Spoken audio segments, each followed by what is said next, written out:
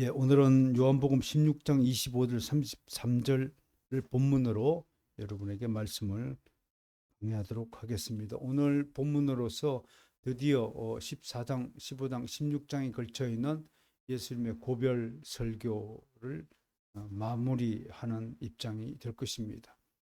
여러분, 예수님의 그 유명한 고별 강화 마지막 설교의 내용들이 어느 정도 기억나십니까?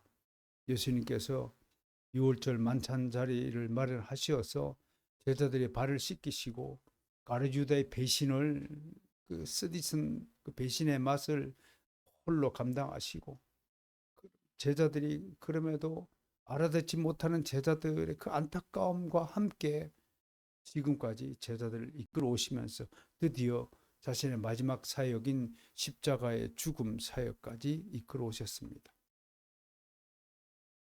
주님은 지금까지 제자들의 형편에 따라서 두 종류의 가르침을 행했습니다. 하나는 비사라고 번역을 했습니다. 헬라어로 파로이미아라고 하는데 이걸 이제 영어로는 알레고리하게 하는 겁니다. 여러분은 알레고리 그러면 어떤 느낌을 갖습니까? 좀 야리꾸리하다 그런 느낌을 갖죠. 근데 사실은 이건 정확한 번역은 아닙니다. 다른 곳에서는 비유, parables라고 번역을 했는데 이거 원래 헬라 원뜻은 희미한 말입니다. 그러니까 알 것 같기도 하고 모를 것 같기도 한 그런 말씀들을 한마디로 묶어서 파르이미아 비사라고 이야기한 것입니다. 요즘 말로 치면 아이들을 가르칠 때 사용되는 교육 방식입니다. 그래서 우리말로 눈높이 교육에 해당한다라고 할 것입니다. 다른 하나는 데몬스트레이션이라고 그래서 이건 논증입니다. 칼빈의 생애를 이렇게 들여다보면 12살, 13살, 14살 이 무렵에 칼빈은 철저한 이 논정 교육을 받았습니다. 우리말로 치면 이제 논술 교육이라고 하는데요. 요즘에 학교에서 아이들 이제 논술 교육을 받는 걸로 알고 있습니다. 뭐 고신대학교 최두성 교수를 비롯한 선각자들이 우리 기독교회에서도 이 기독교 논술 교육을 시켜야 일목요연하게 논리적인 사람으로 좀 키울 수 있다라고 하여서 강조를 많이 하고 저도 2010년경인가 기독 논술이라는 책을 써서 전국 교회를 다니면서 이 논정 교육, 논술 교육의 중요성을 설파한 바가 있습니다. 다른 말로 이걸 강설, 렉처라고 하는데요. 이건 좀 성숙한 사람들에게 행해지는 교육 방식입니다. 칼빈이 쓴 기독교 강요의 구조를 보면 계속 스스로 질문하고 스스로 답을 합니다. 그걸 우리가 뭐라고 하죠? 질의응답이라고 하고 이 질의응답 방식의 교리 교육을 요리문답이라고 이름을 붙여서 우리 선조들이 지금도 우리 손에 한 60여 개의 종류의 요리문답을 우리에게 남겨주시고 있는 겁니다. 우리는 이런 신앙의 유산들을 정말 귀하게 여기고 학습하기를 게을리 하지 않아야 됩니다. 이 강설을, 이 논정을 오늘 주님이 뭐라고 읽으신다면 밝히 이르시다라는 말로 대신하고 있습니다. 영어로 speak plainly라고 기록하고 있습니다. 직역하면 분명하게, 분명하게 말씀하시다. 이것은 이것이다 라고 말씀하시다. 그 희미한 말의 대표적인 얘기가 에고 에이미 방식입니다. 나는 뭐뭐이다. 은유법이죠. 직유법이죠. 직유법은 뭐뭐처럼 뭐뭐 같이 뭐뭐 하는 뜻이하고 은유법은 A는 B다라고 얘기하면서 주님께서 나는 뭐라고요? 생명이요 부활이다. 나는 길이요 진리요 생명이다. 나는 뭐뭐이다. I am 할 때 그것은요 진리의 말씀이긴 하지만 듣는 자가 어린아이면 저희가 길이라고 알아듣겠습니까? 그러나 여기에는 위대한 진리의 의미가 내포가 되어 있죠. 이런 말씀들의 종류를 구분하여서 들으시면 주님께서 어떤 때에 어떤 사람에게는 비사로 말씀하시고 어떤 사람에게는 강설로 말씀하시는가를 좀 알게 됩니다. 여러분들이 지금 바로선 개혁교회에서 듣는 이 강설, 이 강해 설교를 기억하시면서 야, 내가 이만큼 성숙했구나 라고 자부심을 가지시면 참 좋겠다라는 생각을 합니다. 그러니까 한마디로 비유의 가르침은 진리를 주로 받아들이지 않거나 잘 이해하지 못한 자들을 위한 자상한 설명이자 가장 기초적인 교훈의 하나입니다. 마태복음 13장 13절에서 16절을 보면 이것을 잘 알 수 있습니다. 주님께서 이렇게 얘기했습니다. 어떻게 함께 읽어볼까요? 시작. 그러므로 내가 그들에게 비유로 말하는 것은 그들이 보아도 보지 못하며 들어도 듣지 못하고 깨닫지 못함이니라. 이사의 예언이 그들에게 이루어졌으니 일렀으되 너희가 듣기는 들어도 깨닫지 못할 것이요 보기는 보아도 알지 못하리라. 이 백성들의 마음이 완악하여져서 그 귀는 듣기에 둔하고 눈은 감았으니 이는 눈으로 보고 귀로 듣고 마음으로 깨달아 돌이켜 내게 고침을 받을까 두려워함이라 하였느니라. 그러나 너희 눈은 봄으로 너희 귀는 들음으로 복이 있습니다. 설교도 여러 종류가 있는데 개혁교회의 전통은 성경 본문을 충실히 다루는 강해 설교를 주로 취하는 입장에 있습니다. 많은 자유복음주의권의 교회들은 예화를 많이 이렇게 섞어서, 저도 어렸을 때 교회 다니면 내가 알지도 못하는, 만나보지도 못하는 록펠러나 카네기 얘기를 얼마나 들었는지 모릅니다. 뭐 카네기는 백화점의 왕이라 하고, 뭐 록펠러는 뭐 제철소의 왕이라 그러고, 뭐 링컨이 어떻고, 뭐 링컨 국방부 장관이 어떻고 하면 수많은 예화 얘기를 들었습니다.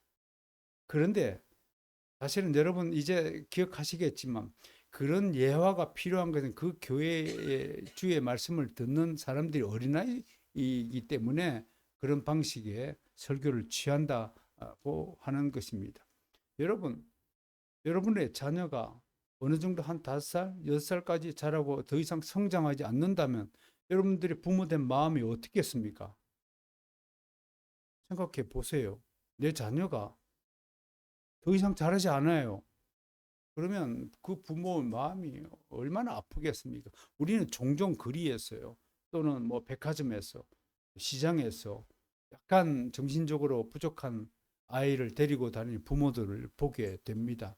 저는 그들 부모를 볼 때마다 그 자녀가 갑자기 큰 소리를 칠 때 그 부모의 얼굴이 얼마나 당혹해 하는가를 볼 때 주여라는 그 속으로 제가 동시에 기도 목소리가 터져 나오거든요. 얼마나 안타깝겠습니까?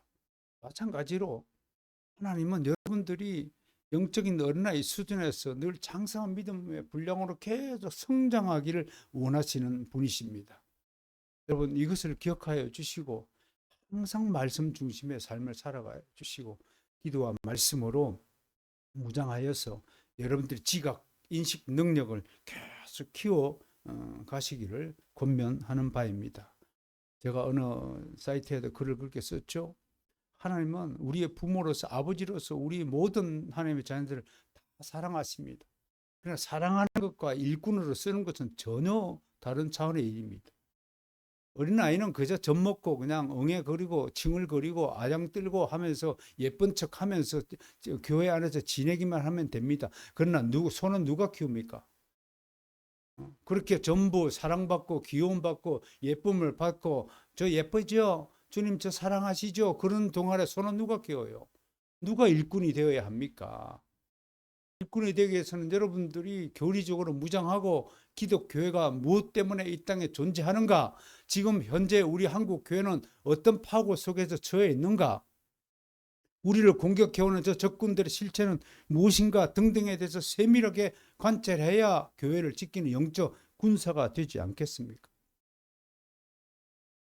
그래서 주님은 비사를 가르치다가 점점 좀 있다가 제자들이 성숙해 오자 강설로 그들을 가르치고 있는 것입니다. 사랑하는 성도 여러분, 나는 여러분에게 강력하게 주문합니다. 여러분들이 지성을 일깨우세요. 책을 읽으세요. 그리고 질문하세요. 하나님께. 모르는 거 있으면 목사님에게 당당하게 질문하십시오. 책을 읽다가 루이스 베일리의 경건이라는 책을 읽다가 이 부분은 잘 이해가 안 됩니다. 좀 설명을 요합니다. 당당하게 질문하십시오. 질문하지 않는 자는 학습하는 자가 아니라고 늘 강조하고 있지 않습니까? 공부하는 사람은 늘 궁금증이 생기게 마련입니다. 목사님을 귀찮을 정도로 질문지를 만들어서 주일날 와보세요. 목사님 일주일 동안 제가 어떤 책을 읽었는데 이런 것들이 이해가 되지 않는데 설명해 주세요 라고 요구하는 그런 그리스도인들을 하나님이 원하신다는 것을 천명하는 것입니다.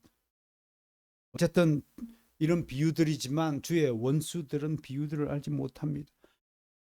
제자들도 마찬가지로 알지 못합니다. 그런데 주님은 원수들에게는 침묵하시지만 제자들에게는 그 의미를 알려주셨습니다. 주님은 그들이 이해하든 이해하지 못하든 그것들을 말씀하셨습니다. 제자들은 서로 수군거릴 뿐 주님의 말씀의 뜻을 정확히 알지 못합니다. 얼마나 어린 수준인가를 우리는 보게 됩니다. 과연 제자들은 언제쯤 귀가 열리고 눈이 뜨이고 깨달음이 생기어 진리에 대해 분명히 인식하게 될까요? 그러나 걱정할 필요가 없습니다. 주님은 이렇게 말씀하십니다. 때가 있다. 그 때가 있답니다. 여러분들도 알게 모르게 육체적인 키는 자라지 않지만 여러분들이 영적인 키가 지금 자라고 있음을 믿으시길 바랍니다. 오늘 오후 시간에 나의 영적인 키는 몇 센치인지를 스스로 한번 고백해 봅시다. 나의 영적인 수준은 얼마나 자랐는가를 한번 점검해 봅시다. 그때가 언제입니까? 성령이 믿는 자 안에 오실 때입니다. 성령께서 믿는 자 안에 오실 때 드디어 우리의 성장이 성숙이 시작된다는 것을 말씀합니다. 그래서 보혜사라고 하는 겁니다. 그래서 보혜사가 되셔서 성령님은 모든 주의 제자들을 진리 가운데로 인도하십니다. 성령은 어두움에 쌓인 마음의 빛을 비추어서 환히 드러나게 하십니다. 성령으로 말미암아 희미했던 진리의 의미들이 환하게 드러나고 깨달아질 것입니다. 지금 여러분이 하나님의 말씀을 듣고 이해하고 깨닫고 있는 것은 바로 여러분 안에 오신 성령님의 그 조명하심 때문에 그렇습니다. 성령님께서 여러분의 어두운 마음을 빛을 비추어 주시기 때문에 진리를 깨닫는 능력이 생긴 것입니다. 이건 정말 찬양해야 합니다. 할렐루야 하고 소리쳐야 됩니다. 무지의 어둠을 벗고 하나님에 대한 지식으로 나오도록 인도하신 성령 하나님을 송축해야 합니다. 함께 소리칩시다. 할렐루야. 성령님 감사합니다. 이 돌머리를 깨뜨려 주셔서 감사합니다. 아무것도 모르던 우리를 이렇게 한 주 매주 설교 지식을 쌓아감으로써 이제 진리가 무엇인지, 이제 하나님의 뜻과 마음과 그 계획이 무엇인지를 조금씩 알게 하고, 지금까지는 그저 은혜만 받기를 원하던 어린아이 같은 수준에서 이제는 내가 받은 은혜를 좀 나눠야 되겠다. 주의 말씀을 좀 증거해야 되겠다. 그래서 전도 좀 하자. 이런 마음으로까지 성장이 되어야 하는 것입니다. 지금 주님 앞에 선 제자들은 곧 이 사실을 직감하게 될 것입니다. 주님의 죽으심과 부활하심과 성천하심 등 일련의 사건들을 겪고 나면 모든 주의 제자들에게 성령님이 오시어서 주님의 이 예언의 말씀을 그대로 실행할 것입니다. 이 부분에서 우리는 다시 한번 마태복음 13장 16절의 말씀을 가슴에 새겨야 합니다. 시작. 너희 눈은 봄으로 너희 귀는 들음으로 복이 있도다. 옆 사람하고 인사합시다. 당신 눈이 봄으로, 당신 귀가 들음으로 복이 있습니다. 시작. 아무튼 두 문장만 해도 외우지를 못해. 여러분 눈에 주님이 보이십니까? 십자가가 보이십니까? 십자가 영광이 보이십니까? 여러분의 귀에 언제나 하나님의 말씀이 들리십니까? 은혜의 그 다정다감하신 말씀이 들리기를 소망합니다. 오늘날 주의 제자들인 그리스도에게는 주어진 또 하나의 특권이 있습니다. 여러분 성령으로 말미암아 주의 말씀이 귀에 들리는 것도 큰 복이지만 또 하나의 특권이 있다라고 오늘 본문을 통해서 말씀합니다. 그게 뭐입니까? 주 예수 그리스도의 이름으로 구하면 응답을 받는다. 그게 말 또 하나의 특권입니다. 그게 26절, 오늘 본문 26절에서 주님이 반복하시는 겁니다. 지금은 성령의 시대죠. 그래서 모든 믿는 자들은 주님 이름으로 하나님 아버지께 구하는 특권을 부여받았습니다. 무엇보다 이 가르침은 기도의 중요성을 우리에게 일깨워 주십니다. 가장 모범적인 기초적인 기도는 주님이 직접 가르쳐 주신 주기도문 아닙니까? 주기도문을 외우지 못하는 사람이 있을까요? 그러나 그 주기도문의 하나하나에 담긴 뜻을 제대로 이해하고 풀어 해석하는 분은 그렇게 많지 않는 것입니다. 이런 기도에서 우리는 언제나 주 예수 그리스도의 이름으로 기도함을 천명합니다. 마찬가지로 모든 기도는 주님 이름으로 아버지 하나님께 드리는 것입니다. 대통령 초청장 가진 사람은 자유로이 대통령실에 들어갈 수 있습니다. 하나님은 주님 이름으로 드리는 기도를 연락하십니다. 모든 고난 속에서의 그리스도의 버팀목의 저자인 존 게하드는 기도의 유익에 대해서 이렇게 말합니다. 정말 아름다운 문학적인 서술이라서 여러분에게 소개합니다. 기도는 밖으로 내보냈을 때 올리브 잎사귀, 즉 마음의 평화를 물고 들어온 비둘기다. 평화를 물고 들어온 비둘기가 기도의 결과라고 노래하고 있어요. 기도는 하나님께서 꼭 메워두셨다가 그가 축복을 내신 후에야 비로소 풀어주시는 황금 사슬이다. 여러분 생각해 보세요. 아무리 황금이라도 사슬로 내 몸을 묶고 있으면 나에게 그 황금이 무슨 소용이 있어요? 그런데 기도는 황금 사슬이라고 그랬어요. 풀린 황금 사슬이라고 그랬어요. 내가 사슬에서 풀려났을 때 기도의 유익이 아무것도 없는 것 같지요? 그런데 그 손에 뭐가 쥐어져 있습니까? 방금 전까지만 해도 나의 자유를 얽매이는 그 사슬이 이제 자유를 얻었을 때 그 황금은 나의 보물이 되는 것입니다. 황금 사슬을 이제 들고 팔아보십시오. 그것이 얼마나 큰 수익으로 남겠습니까? 그래서 기도는 황금 사슬입니다. 기도는 구원의 바에 의해서 위로의 물을 솟게 하는 모세의 지팡이입니다. 기도는 원수를 물어주는 삼손의 특배요. 기도는 그 앞에서는 악한 영이 도망치는 다윗의 수금이요. 기도는 천국의 보물을 얻는 열쇠입니다. 특히 저의 경우입니다만 근심이 생기고 마음이 혼란스러울 때 기도의 약효는 아주 즉각적입니다. 얼마나 평안을 얻는지요. 지금도 저 바깥 계곡에서요.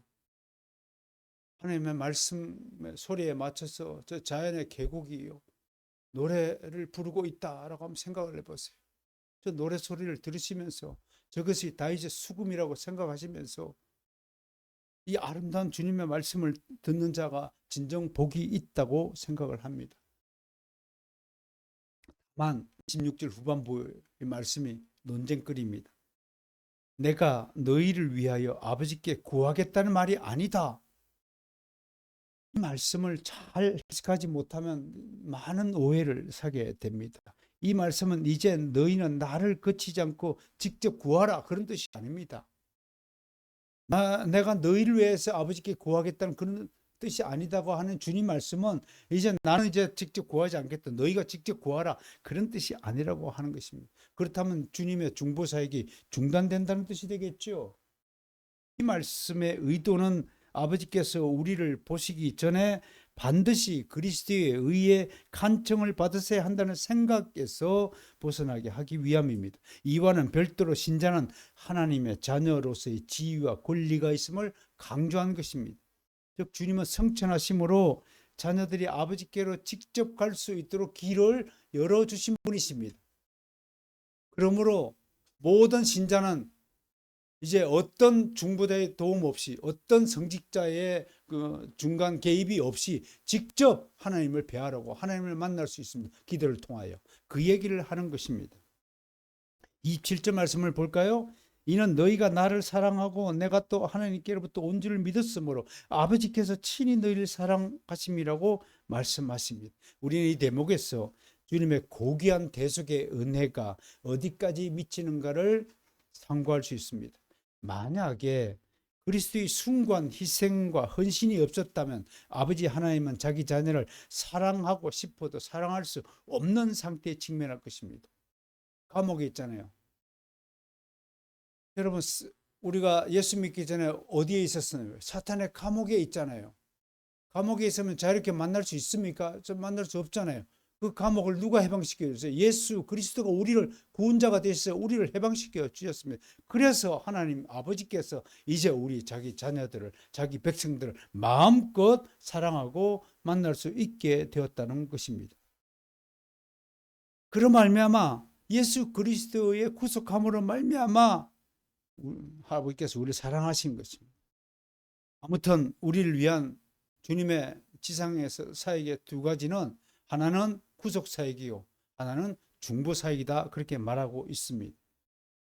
지상에 오셔서 주님은 죽을 때까지 구속 사역에 올인했습니다.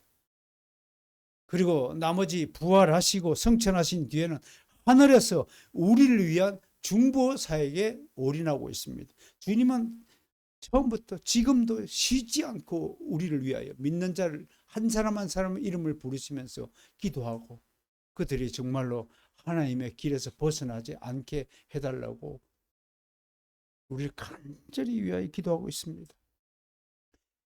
겟세마네 동산, 다음 주 겟세마네 동산에서의 기도를 살펴보겠습니다만, 겟세마네 동산 마지막 기도를 드릴 때 피땀을 흘리며 기도한 것처럼 지금도 하나님 보좌 우편에 앉아서 지금도 주님은 여전히 피땀을 흘리시면서 우리를 위하여 중보 기도를 하고 있다는 것을 믿으시길 바랍니다. 바로 이 중보 사역을 위해서 주님은 28절 보세요. 이제 아버지께로 간다라고 말씀하십니다. 왜 갑니까? 물론 처음에 오신 곳으로 되돌아가는 것은 귀소 본능이라고 하는 말이 있듯이 당연한 이치입니다. 내가 온 곳으로, 내가 태어난 곳으로 다시 돌아가는 겁니다. 우리 모든 주의 백성들은, 세상 사람들은 우리 입장에서 보면 죽음이라는 것이 있지만, 우리 지금 100세 된 장모님도 병원에 친히 누우셔서 죽음을 맞이하고 있습니다. 그러나 그것은 죽음이 아니라 원래 태어난 곳으로, 원래 있던 자리로, 원래의 고향으로 돌아가는 겁니다. 그래서 우리는 귀향이라고 하는 겁니다. 어떤 전상병 씨라는 불신자가 다른 의미를 귀향이라는 시를 지어서 노래했지만, 나는 그 귀향이라는 시를 읽으면서 이 시인이 정말로 예수 그리스도를 영접했다면 정말 자신이 태어난 고향이 어딘가를 알고 이 시를 썼을 것이다 라고 생각한 바가 있습니다. 특히 내가 아버지에게서 나와 세상에 왔고 다시 세상을 떠나 아버지께로 가노라는 28절의 언급은 요한복음의 기독론과 복음의 핵심을 단번에 요약하는 표현입니다. 유명한 성경 주석가인 바레트는 구원자이신 예수의 오심은 하나님의 겸비와 계시의 순간이요 그의 떠나심은 영광의 성취를 의미한다고 해설했습니다. 좀 어렵지만 그 다음 슐라트의 말은 좀 더 우리의 이해를 돕습니다. 그의 가심과 오심은 하나님과 사람의 관계를 회복시키기 위함이다. 조금 전에 설명했잖아요. 우리는 사탄의 감옥에 있던 사람이었습니다. 그래서 하나님과 원수된 관계였습니다. 그런데 예수 그리스도께서 하나님과 우리 사이에 있던 장벽을 무너뜨리시자 이제 하나님과 우리가 교제를 나눌 수 있는 길이 트여진 것입니다. 그래서 모든 장벽이 다 해소되고 모든 것이 회복이 된 것입니다. 그러므로 28절의 말씀은 기독교 복음의 핵심적인 두 가지 진리를 동시에 내포합니다.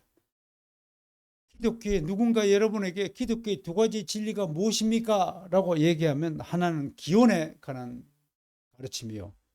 또 하나는 어디로 가는지 목적지에 관한 가르침이다 라고 이야기할 수 있습니다.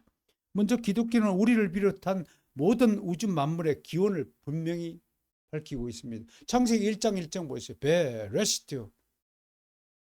베레스트 태초에 라고 말씀을 시작하고 있지 않습니까? 그것은 태초에라는 것은 우리의 기원을 밝히는 거지. 하나님이 천지를 만드셨다라는 이 놀라운 선언이 기독교의 핵심 진리 중에 진리라는 사실을 우리는 분명히 알고 있습니다. 그런 다음에 창세기 1장, 2장, 3장을 통해서 모든 피조물이 언제 누구에 의해 무엇이 만들어졌는지 밝히고 있습니다. 그러나 인간의 손으로 만드는 종교는 이를 알지 못해서 계속해서 이 땅에서 어떻게 살아야 하는가에 관심을 둡니다. 그리스도인과 세상 사람들의 결정적인 차이가 뭐냐면 우리는 이 땅에서 삶보다도 이 땅에서 무엇 때문에 이 땅에서 삶을 살아야 하고 우리가 어디로 가는지, 어디로 와서 어디로 가는지를 분명히 합니다. 그러나 세상 사람들이 오직 관심은 어떻게 살아야 되느냐, how to live에만 관심을 기울이고 있습니다. 그래서 잘 먹고 잘 사는 것이 그들의 목적입니다. 잘 먹고 잘 살기 위해서는 돈이 필요해서 돈을 버는 것이 그들 생의 거의 90% 이상을 차지하는 것입니다. 어떤 철학자는 인간이 이성으로 알 수 없는 것은 존재하지 않는다고 말했습니다. 저는 참으로 이게 의의가 없는 발언이라고 생각합니다.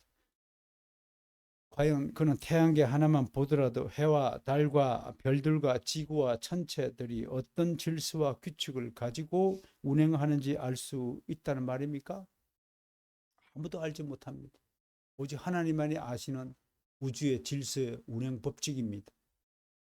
반대로 그가 이것을 모른다면 이 천체들은 존재하지 않는 겁니까? 왜? 우리가 모르는 것은 존재하지 않는다고 말했기 때문에. 자기는 천체들의 이 우주 만물의 질서를 모르지 않습니까? 그러면 우주 만물의 질서들은 없는 거예요? 근데 분명히 우주 만물은 존재하고 있지 않습니까? 태양계만 주변만 해도 2조 3천억 개의 은하계가 존재한다는 것이 과학적 통계입니다. 두 번째, 기독교는 우리가 어디로 가는지를 분명히 제시합니다. 두 가지 길이 있죠. 하나는 천국이요, 하나는 지옥입니다. 어떤 본 불신자 죽어봐야 알죠 라고 말을 합니다. 그래서 맞습니다. 선생님 말씀 맞습니다. 그런데 말이죠, 이건 천국과 지옥의 문제를 일종의 한번 보험 제도라고 생각해 보고 제 말을 한번 들어보시겠습니까? 라고 제가 설명했습니다. 현명한 사람은 보험 왜 들어요? 사고가 나든 나지 않든 보험에 가입하여 안전을 보장받습니다. 뭐 안 날 수도 있어요. 저 같은 경우는 뭐 30년 무사고를 아직 뭐 차량 보험 뭐 덕분을 혜택을 봤다 아니죠. 참 고장 났을 때 겨울에 엔진이 꺼졌을 때 뭐 비상 그런 것들을 좀 받고 그러잖아요. 보험을 드니까. 어쨌든 제가 지불한 보험료에 비해서 받은 혜택은 훨씬 더 적습니다. 그렇다고 저는 보험 가입을 철회하지 않을 겁니다. 언제 큰 사고가 날지 아무도 모르기 때문에 고집 쓰는 사람은 사고를 당하지 않을 것이라고 생각하고 비싼 보험금이 아까워 가입을 하지 않습니다. 이건 가장 미련한 사람입니다. 미가입자는 사고가 나면 아무런 보장책이 없어 재산을 다 탕진할 수 있습니다. 이런 사람을 우리가 직통 계시주의자나 신비주의자라고 말합니다. 일반 은총은 무시하고 특별 은총에만 기대어 사는 사람을 말합니다. 마찬가지로 죽은 뒤 정말로 성경의 계시대로 천국과 지옥이 있다면 불신자들에게 더 이상 기회가 없습니다. 보험 가입하지 않고 있다가 사고 당하면 완전히 쫄망입니다. 그런 위험한 짓을 하지 마시고 평소에 잘 보험을 가입하셔서 사고를 예방하는 지혜를 가지시기를 촉구합니다. 자, 27절과 28절까지 돌아보았습니다. 이 두 말씀을 통해서 아버지 하나님의 사랑을 확신하게 된 제자들은 많은 위로를 받았을 것으로 보입니다. 이 부분에 대해서 칼빈이 이렇게 얘기했어요. 제자들은 그리스도의 이야기를 완전하게 이해하지 못했다. 여러분 지금 설교가 완전하게 이해되어지도록 귀에 들리십니까? 귀에 들리십니까? 지금까지도 제가 보면 여러분 눈초리를 보면 절반은 잡념으로 왔다가 일로 갔다가 절로 갔다가 미국으로 갔다가 태국으로 갔다가 왔다 갔다 했을 것입니다. 그러나 그들이 완전하게 이해하지는 못하여도 이 말이 정말 감동스러워 제가 소개하는 겁니다. 27살짜리 칼빈이 이런 글을 썼어요. 그 말의 풍기는 향기로 인하여 그들은 새로운 힘을 얻었다. 오늘 설교의 말씀을 여러분들이 100%다 이해하고 접수하지 못하더라도 이 말이 풍기는 향기가 여러분들의 마음을 아름답게 적시고 있다는 사실을 믿으시길 바랍니다. 그러니까 제자들은 조금씩 주의 가르침을 이해하기 시작했어요. 29절을 보니까 지금까지는 눈높이 교육으로 제자들 비유로 설명하더니 갑자기 밝히 말씀하신다. 똑똑히 말씀하신다. 고백합니다. 지금까지 비유로 말씀하셔서 긴가민가 했는데 자세히 풀어 설명해 주시니 조금은 알겠다는 식입니다. 이것은 주님 나름대로 때가 되었으니 제자들의 교육 수준을 한 차원 끌어올린 것입니다. 이런 방식의 교육은 부활 뒤 엠마오로 가던 두 제자에게 나타나 성경 말씀을 풀어 설명하신 사례에도 신약 성경에 그대로 기록되어 있습니다. 밝게 말씀하신 것, 즉 강의 교육의 결과가 30절에 있습니다. 제자들이 얼마나 성장했는가 볼까요? 두 가지 사실을 주님에게 고백합니다. 하나는 안다, 다른 하나는 믿는다라고 고백합니다. 30절 한 번 더 읽어볼까요? 시작. 우리가 지금에야 시작. 우리가 지금에야 주께서 모든 것을 아시고 또 사람의 물음을 기다리지 않는 줄 아나이다. 이로써 하나님께로부터 나오심을 우리가 믿사옵나이다. 하나는 안다라고 고백하고 하나는 믿는다고 고백하고 있습니다. 무엇을 안다고 고백해요? 주님이 어떤 분인지 이제서 알겠다는 거예요. 혹자는 제자 중에 좀 미숙한 어린아이는 주님이 지금도 로마 제국으로부터 자기의 조국인 유대를 해방시킬 주인공이라고 생각하고 있었을 것입니다. 비로소 마지막 설교에 주님이 이제 십자가를 찍으러 가시는 그 직전에야 비로소 제자들이 깨닫게 되는 거예요. 아, 이분이 누구시냐? 이분이 바로 하나님께로부터 오신 예수 그리스도라는 사실을 안다고 고백하는 겁니다. 이것은 예수가 하나님이 보내신 세상의 메시아라는 사실을 믿은 것입니다. 아는 것입니다. 모든 것을 다 아시는 전지전능하신 분이라는 것입니다. 다음으로 무엇을 믿는다고 고백하냐? 그들은 주님이 하나님부터 오신 것을 믿었습니다. 이것은 예수가 메시아라는 사실을 믿은 것입니다. 이 고백은 주님의 지상사에서 제자들이 결정적으로 예수를 세상의 구세주인 메시아로 인식하게 되었다는 뜻을 반증하는 겁니다. 물론 앞에서 이런 사실을 고백한 사람이 있습니다. 젊은 산 앞에서 너희는 나를 누구라 생각하냐? 그때 베드로가 뭐라고 그럽니까? 주는 그리스도이시요 살아계신 하나님 아들이십니다. 마르다도 11장이었어요. 똑같이 고백했습니다. 그러나 그것은 베드로와 마르다 개인의 고백이었습니다. 지금의 고백은 제자들 모두가 한꺼번에 이구동성으로 예수님이 하나님이 보내신 메시아라고 알고 믿는다고 고백하고 있습니다. 이것은 주님의 지상사에서 가장 하이라이트에 해당하는 신앙 고백의 하이라이트에 해당하는 부분입니다. 드디어 제자들 모두가 예수 그리스도가 그리스도요 하나님이 보내신 하나님의 아들이라는 사실을 고백한 것입니다. 얼마나 놀라운 반전입니까? 언제 저것들이 깨달을까? 언제 알아들을까? 이렇게 말해도 못 알아듣고 저렇게 말해도 못 알아듣던 저것들이 고집불통이 저것들이 지 좋을 대로만 행동하는 저것들이 드디어 이제 주님이 누구신지를 저희가 알고 이제 하나님이 보내신 우리의 메시아인 줄 믿습니다라고 고백하는 겁니다. 이제 교회 세워도 되죠? 그죠? 이제 교회를 이들 제자들 믿고 교회를 맡겨도 될 만큼 충분히 제자들의 신앙이 성장했다는 것입니다. 그러니까 이 말을 들은 주님의 반응이 어떻습니까? 31절에 이렇게 얘기합니다. 이제는 너희가 믿느냐? 이제는 이제사 믿는구나. 감탄문으로 바꾸면 그렇게 말할 수 있습니다. 이 말씀에서 여러분은 무엇을 느낍니까? 저는 개인적으로 이제서 믿느냐 할 때 그 주님의 마음이 얼마나 감동스러울까. 주님 가슴에 무언가 뜨거운 것이 올라오지 않았을까라는 생각을 했거든요.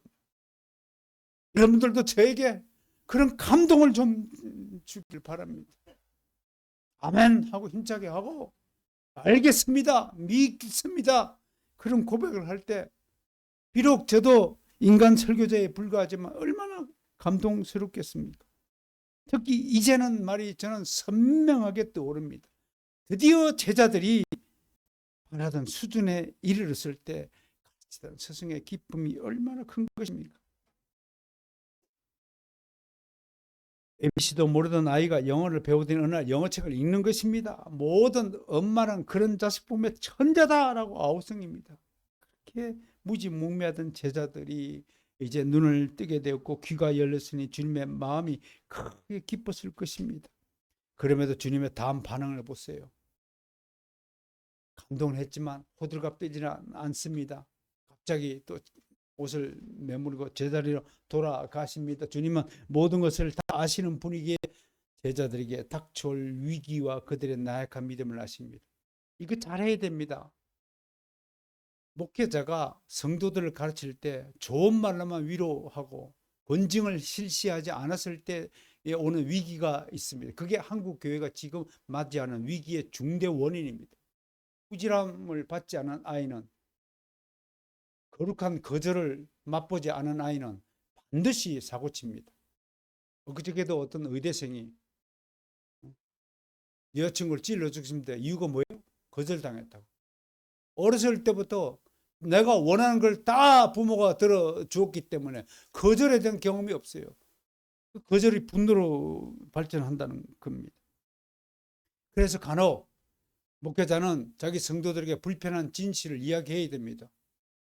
잠깐 봅시다. 당신 이런 건 고쳐야 됩니다. 신앙생활, 예배생활, 헌금생활, 전도생활, 기도생활 하지 못한 성도들을 불러서 따끔하게 고쳐주는 목회자가 진짜 성도를 사랑하는 목회자여야 합니다. 그런데 성도들 도망갈까 봐 권징 실시하지 않습니다. 우리 교회는 어린 반푼어치도 없는 것임을 여러분 너무나 잘 알 것입니다. 다 여러분들을 사랑하기 때문에 여러분들이 바르게 성장해서 하나님께 올바른 복을 받게 하기 위해서 우리 선조들이, 우리 주님께서 사도들이 권징을 세워주시다는 사실을 믿으시기를 바랍니다. 기어이 주님도 그 불편한 진실을 제자들에게 밝히고 있습니다. 32절에 기록되어 있습니다. 한마디로 32절을 정리하면 결정적인 때가 되면 너희들 다 날 버리고 도망친다라는 말씀을 하십니다. 이 예언은 그대로 적중합니다. 베드로는 달기 울기 전에 3번이나 예수님을 부인합니다. 어린 요한을 제외한 모든 제자가 십자가 재행장소에 나타나고 다 뿔뿔이 도망치고 말았습니다. 잡혀 죽을까 봐. 그래서 우리는 여기서 제자들을 비난할 수는 없습니다. 우리는 우리가 믿는다 하면서도 우리 자신이 얼마나 나약한 존재인지 잘 모릅니다.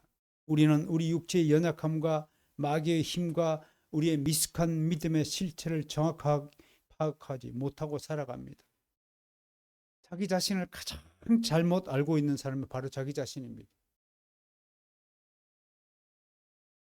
자기 스스로는 나는 예수를 믿고 있다라고 생각하지만 사실은 자신의 행동이, 자신의 실천이 얼마나 미숙하고 얼마나 거짓투성인가를 알게 될 때 진짜 부끄러움을 느껴야 되는 것이 우리의 본분입니다. 우리가 얼마나 거짓말쟁이고 얼마나 사기꾼이고 얼마나 약속을 위반하는 자고 얼마나 주님 앞에 입으로 맹세한 것들을 어기는 자인지, 배약하는 자인지를 깨달아야 합니다. 중요한 것은 이런 우리 자신에 대해서 주의를 기울이고 스스로 잘 간파하고 인내하며 지혜를 배우는 것입니다. 한꺼번에 갑자기 강할 수는 없지만 조금씩 성장해야 합니다. 그걸 주님이 기다리십니다. 이런 말이 있죠. 가장 강한 자는 자신의 연약함을 인정하는 자입니다. 사도 바울은 고린도후서 12장 10절에서 내가 약한 그때의 강함이라고 고백했습니다. 정말로 네가 섰다고 생각할 그때에 넘어질까 조심하라는 말씀을 붙드는 자가 복됩니다. 그러므로 가장 훌륭한 신앙인은 겸손한 자입니다. 그래서 갈비는 기독교에서 경건이라는 자, 경건한 자라고 표현한 바가 있습니다. 어쨌든 배신을 당하는 자의 심정보다 더 아픈 것은 없습니다. 제자들의 배신은 이미 주님 앞에 정해진 수순이었습니다. 그래서 주님은 32절 하반부에서 스스로 위로하십니다. 제자들이 주님을 버리고 다 떠나버려도 주님은 홀로 있는 것이 아니라 나는 아버지와 항상 함께 하신다라고 말씀하십니다.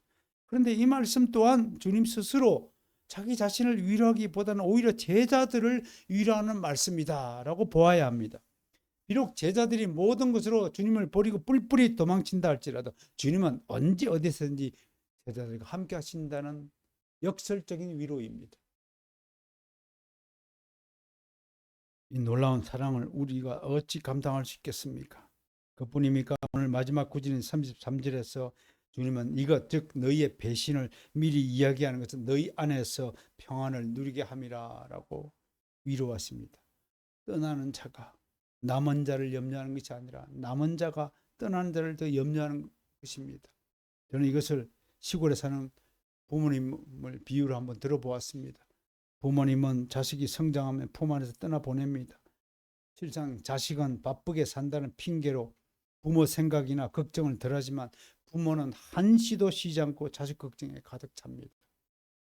자식은 부모를 멀리하고 만나기 귀찮아하고 부모 봉양을 싫어하는 배신자이지만 부모님은 그 배신에도 불구하고 자식을 버리지 않고 오히려 자식을 더 사랑한다고 고백하는 겁니다. 오늘 주님은 제자들에게 염려하지 마라. 너희가 어디 있든지 내가 너희와 함께한다. 평안해라. 그렇게 말씀하고 계신다는 겁니다.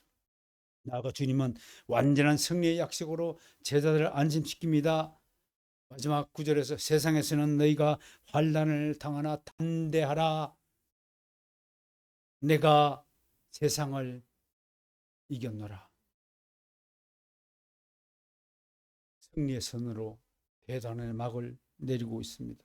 여기서 우리는 제자들이 당할 환난의 세 가지 종류를 성경에 계시던 세 가지 종류의 환난을 한번 짚고 말씀을 마무리해야 되겠습니다. 첫 번째 환난은 우리가 세상에서 살면서 당하는 어려움과 사람들입니다. 세상 고락이 이에 해당합니다. 사도 바울은 로마서에서 그리스도인이 세상에서 당하는 어려움을 7가지로 표현한 바가 있습니다. 제가 친절하게 영어 단어와 함께 표기해 두었습니다. 환난, 권고, 박해, 기근, 적신, 위험, 칼, 그것입니다. 우리말로 보면 잘 또 애매한 표현들이 있습니다. 뭐 환난, 트리블레이션, 흔들림입니다. 권고, 디스트레스는 스트레스를 많이 받는 겁니다. 쉽게 표현하면 퍼시큐션은 엄청난 핍박, 박해입니다. 피흘림입니다. 범인이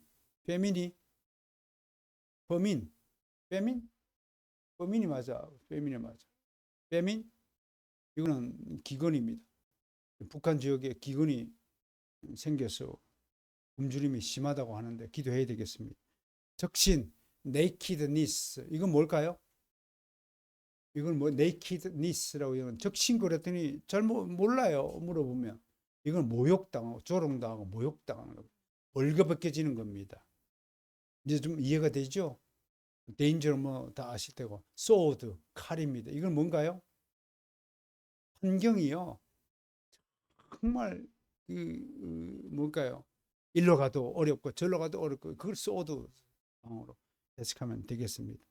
이런 그 환란이 7가지 고통이 있다는 것 알고 지냈으면 좋겠습니다. 두 번째로 하나님이 특별히 우리에게 주시는 고통이 있습니다. 바울에게 육체의 가시를 주셨죠. 자고하지 않도록 만드는 방비책이고, 세 번째로 직접적으로 주어지는 징벌이 있습니다. 하나님으로부터. 왜 하냐면 사랑하신 자를 연단케 하기 위해서. 그러니까 이게 자식 사랑의 법칙이 뭐예요? 자기가 자식을 진짜 사랑하는 부모일수록 자식을 채찍질하는 겁니다. 그 채찍질로 chastise라고 쓰여 있습니다. 이건 강한 후려침을 뜻하는 겁니다. 그가 사랑하는 자를 징계하시고 그가 받아들이시는 아들마다 채찍질하신다는 히브리서 12장 6절이 우리 자녀 교육의 핵심이 되어야 됩니다. 세상은 철저하게 이 히브리서 12장 6절의 가르침을 정면으로 부인하고 있다는 것을 우리는 알아야 됩니다. 특히 환난은 교회에 대한 박해를 의미합니다. 이것은 종말론적인 의미를 지닌 단어입니다. 교회는 항상 종말이라는 바다에 표류하는 방주라고 생각해야 합니다. 성경이 한결같이 증언하는 바는 그리스도 안에 있는 자들은 이 세상에서 불가피하게 환난을 당합니다. 이것은 그리스도인의 분명한 표지입니다. 여러분들이 세상에서 환난을 당한다면 여러분들이 분명히 그리스도인이다, 크리스찬이다. 환난과 징계가 없는 그리스도인은 하나님과 관계가 없는 자입니다. 그러므로 여러분들이 잘못 기도하는 것 중에 하나가 주여 고생하지 않고 편하게 지내게 해 주옵소서라고 기도하는 것입니다. 그런 건 존재치 않습니다. 오히려 여러분은 저는 이 세상에서 그리스도를 위하여 환난이 내게 닥쳐올지라도 이것을 극복할 수 있도록 지금 도와주옵소서라고 기도하는 것이 솔직한 기도가 될 것입니다. 환난이 많을수록 그리스도 안에서 행복한 자라는 역설이 존재합니다. 그러므로 환난이 닥칠 때 오히려 기뻐하십시오. 감사하십시오. 하나님께서 또 어떤 또 다른 선물을 주시려고 우리 또 반대 방향에서 나에게 다가오시는 건가? 여러분 이걸 기억하십시오. 하나님은 나에게 선물을 주실 때, 은혜를 주실 때, 복을 주실 때 반드시 반대 방향에서 다가오신다는 사실을 기억하시길 바랍니다. 적어도 이 정도 깨달음이 있는 자가 성숙한 신앙인이 될 것입니다. 어린 신앙인은 그냥 닥치면 아이고 하나님 왜 나한테 이런 고통을 주십니까? 그럼 하나님 네가 뭔데? 라고 물으시면 어찌 대답할 것입니까? 성숙한 신앙일수록 고통과 환난이 어떤 분은 한 10년 동안 고생을 한다니까 나는 15년째 고생이라고 15년짜리가 옆에 있다. 일단 할아버지가 나는 70년째 고통이다 이놈아. 그 무슨 고통입니까? 그 마누라 바가지 고통이라고 고백하더라고.